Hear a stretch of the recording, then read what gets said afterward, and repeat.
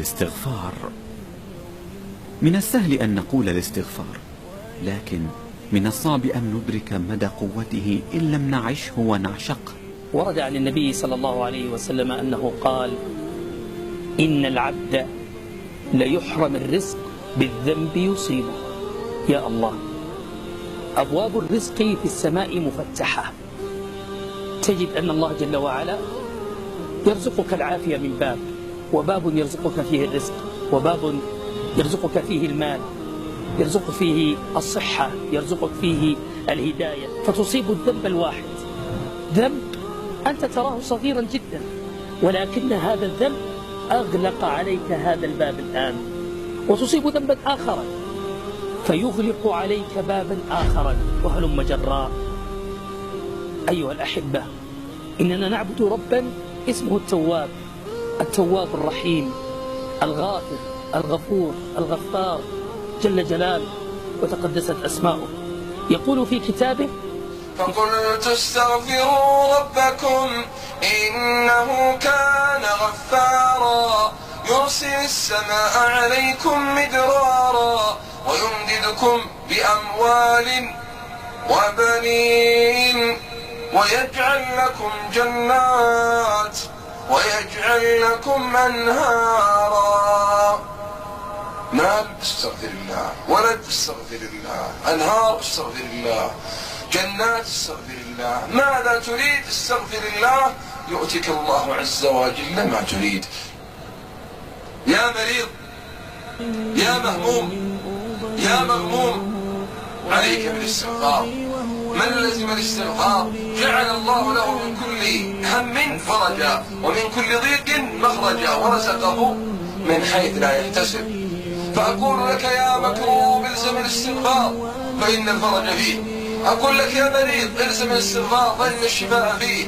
أقول لك يا مديون الزم الاستغفار فإن القضاء فيه. أقول لك يا من غلقت عليك الأبواب عليك بالاستغفار فإن المفتاح فيه. أقول لك يا من تقطعت بك الحبال عليك بالاستغفار فإن الحبل ممدود.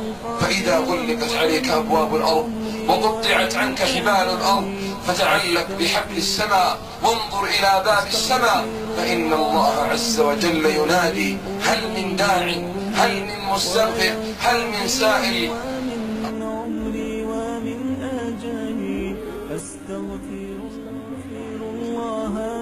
الاستغفار طلب المغفرة، فلو قال استغفر الله فقد استغفر، ولو قال رب اغفر لي فقد استغفر. ففي صحيح مسلم أن النبي صلى الله عليه وسلم قال: أذنب عبد ذنبا فقال رب اغفر لي، فقال الله: يا ملائكتي علم عبدي أن له ربا يأخذ بالذنب ويعفو عن الذنب قد غفرت لعبدي.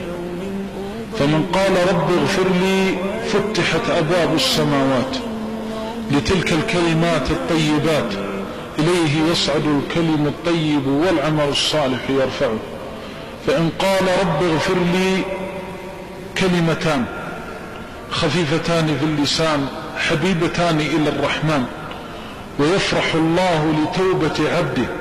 فما من عبد يريد الله أن يسعده فيقول رب اغفر لي بلسانه ويعتقد معناها بجنانه منكسر القلب للرحمن نادما عما سلف وكان يسأل ربه العفو والصفح والغفران إلا فتحت أبواب السماء لدعائه فانتهت إلى ما شاء الله أن تنتهي إليه.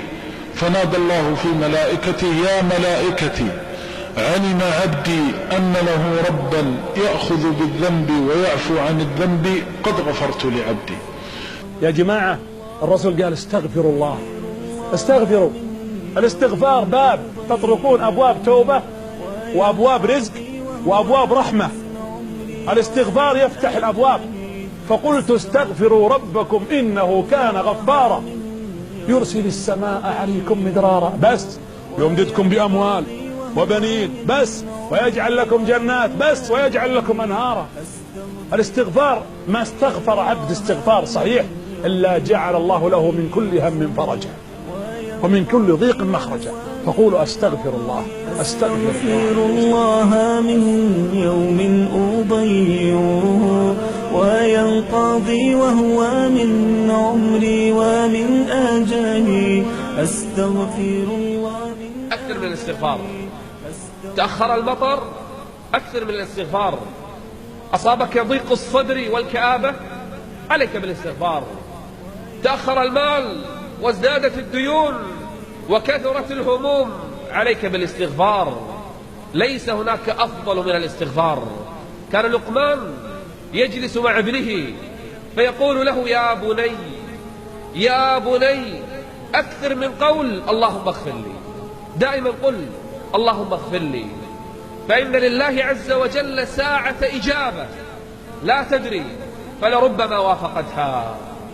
قل دوما أستغفر الله في صباحك ومسائك، في ركوبك وجلوسك وقيامك وقعودك واضطجاعك. أكثر من الاستغفار.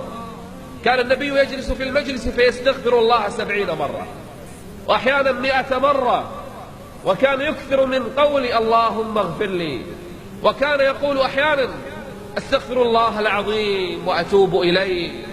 أن سر الحزن في حياتي هي ذنوبي، فأحببت كنزك يا إلهي ليهزم تلك الذنوب ويعود الصفاء والأمان إلى نفسي.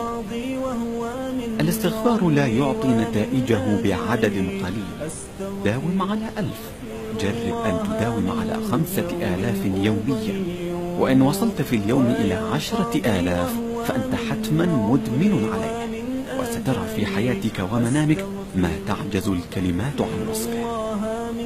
ومن يرى هذا المقطع ومن ساهم فيه ومن أعان على نشره، اللهم فاغفر له ذنوبه كبيرها وصغيرها، جلها ودقها، عظيمها ودقيقها يا رب العالمين. اللهم اجعلنا من التائبين واجعلنا من التوابين، وأجب دعوتنا أجمعين، وكل من قال آمين. السلام عليكم ورحمة الله وبركاته. أستغفر الله من يوم أضيعه